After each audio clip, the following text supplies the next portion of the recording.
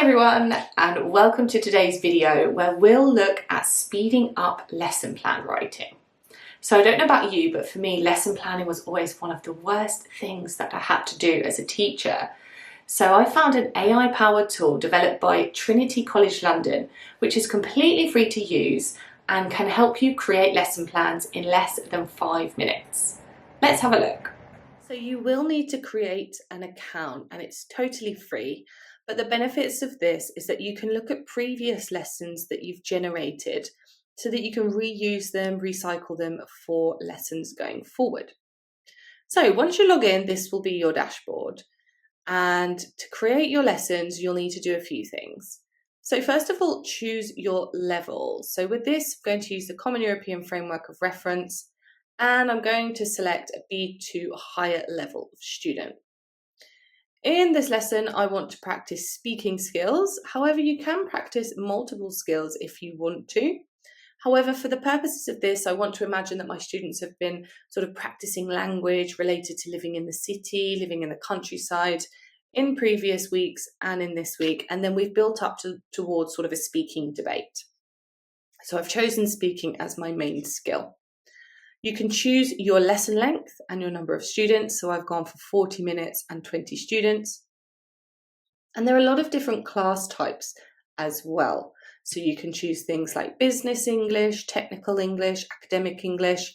But for the purposes of this, I'm going to choose general English. You can choose your age group anywhere from 5 right up to 19 plus. And I'm going to choose my adults here. And again, you can choose multiple types of interaction. So you can choose a whole class or group work or both of these things together. So I'm going to go with group work. So I want students to work in groups to have their debates. Next, you choose your language function. So I've already chosen describing feelings and emotions, persuading and discouraging, and understanding arguments and opinions, because as I said, I want students to focus on debating here. Then we go into grammar practice. You can search for things that you want to put in here, or there are already prompts for you.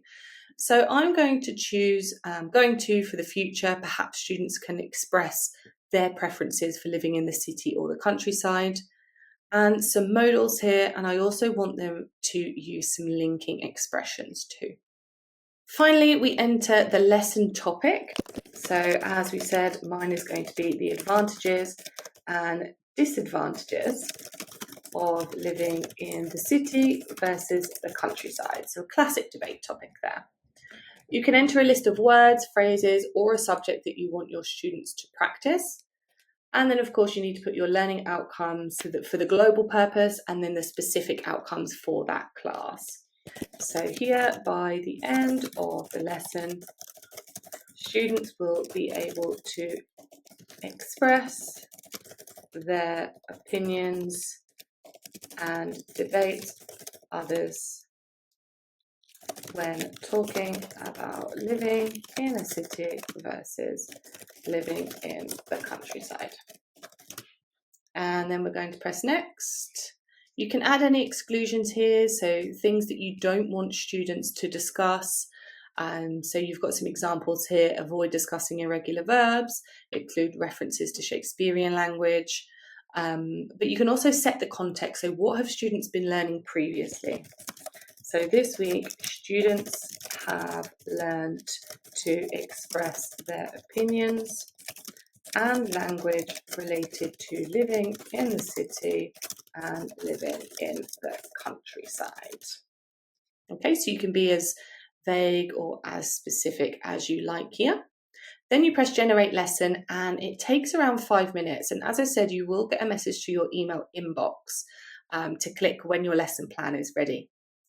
So I actually made one earlier. So let's have a look at the lesson plan. So you can see that it provides you with a worksheet, a presentation, and actually some audio here as well. Okay, so let's first have a look at the worksheet. So you can see all the information here that we input. So the number of students, the age range, the duration, the objectives, and the intended learning outcomes. Then you can see you've got your resources provided, and it also helpfully tells you what equipment you need as well. And then it's broken down into a teacher's notes sort of procedure. So you've got your warm-up, your target language, your presentation of language, control practice, group discussion, presentations, and so on. And as you can see, you can edit these as well to suit your teaching context or your teaching preference.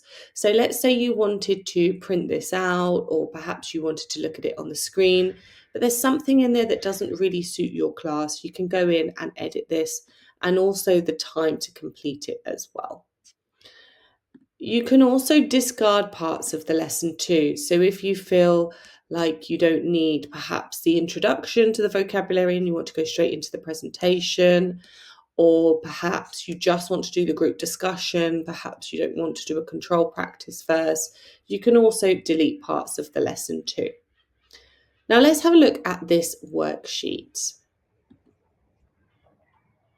So this is a live Google Doc. So you can see you've got the advantages and disadvantages of living in the city versus the countryside, with some control practice activities there as well. So things like true or false questions, fill in the blanks, and then some longer answers where students need to write short paragraphs for the questions. And again, you can edit this and delete certain things if you want to as well. So we'd love to hear your experiences of using this tool, so do let us know how using NoteLab went in your lessons in the comments below. Don't forget to like and subscribe to the channel for more videos like this, and you can find us on Instagram, Facebook and LinkedIn at ELT CPD.